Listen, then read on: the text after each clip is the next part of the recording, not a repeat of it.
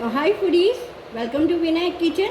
આજે આપણે લસણવાળા મરચાં બનાવવા જઈ રહ્યા છીએ, જે સાઈડ ડિશ તરીકે આપણે લેતા હોઈએ છીએ જમણવારમાં, જેમ કે ચટણી, સલાડ, એવી રીતે મરચાં. તો આજે હું લસણવાળા મરચાંની રેસીપી શેર કરી રહી છું. તો ચલો રેસીપી શરૂઆત કરીએ. તો ચલો હવે આપણે જમણવાર સાથે બનતા તીખા તમતમતા ટેસ્ટફુલ મરચાં બનાવી લઈએ. જેના માટે મેં એક પાવડું મતલબ 1 ટેબલ સ્પૂન તેલ લીધું છે. Slow to medium heat. તો આપણું તેલ આવી ગયું છે.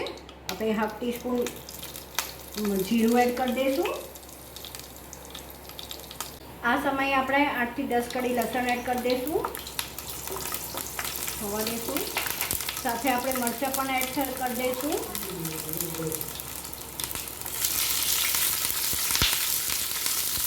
મિક્સ કરી લઈએ પ્રોપરલી. અને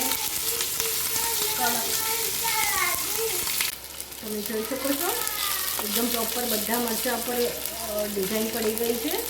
તો બસ આ સમયે જ આપણે મસાલો કરી લઈશું.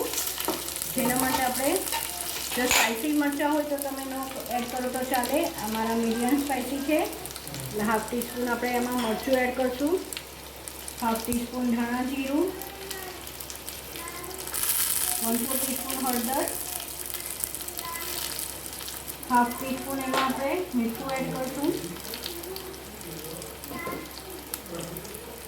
મિક્સ કરી લઈએ.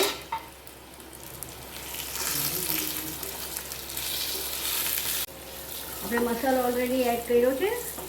આપણે ઢાંકી લઈએ 1 મિનિટ. જોઈ લઈએ. મિક્સ કરી લઈએ.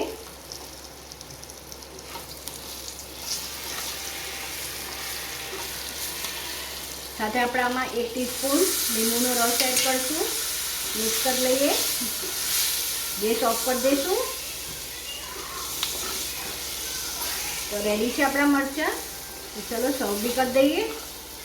તો સર્વ થઈને રેડી છે મારા લસણિયા મરચાં, જેની ઉપર મેં 1/2 ટીસ્પૂન ચાટ મસાલો એડ કર્યો છે. મિક્સ કરી લઈએ.